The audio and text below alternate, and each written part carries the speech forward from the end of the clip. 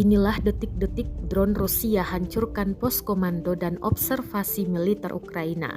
Rekamannya diunggah di Telegram resmi Kementerian Pertahanan Rusia pada Selasa, 28 Februari 2023. Dalam keterangan unggahan disebutkan inilah penghancuran pos komando dan observasi batalion Ukraina dengan perhitungan UAV atau drone Pacer.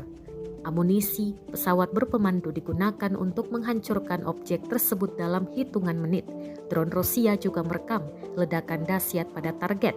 Dalam rilisnya, Kementerian Pertahanan menjelaskan bahwa personil angkatan bersenjata Rusia menghancurkan pos komando dan observasi batalion Ukraina dengan drone Pacer di wilayah Donetsk.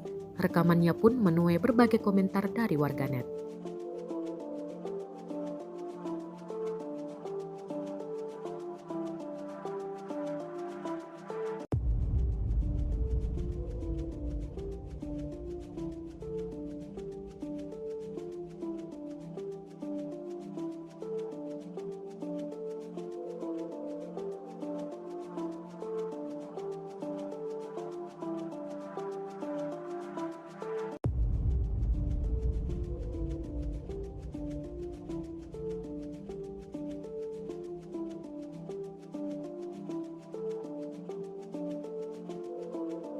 Terima kasih sudah nonton.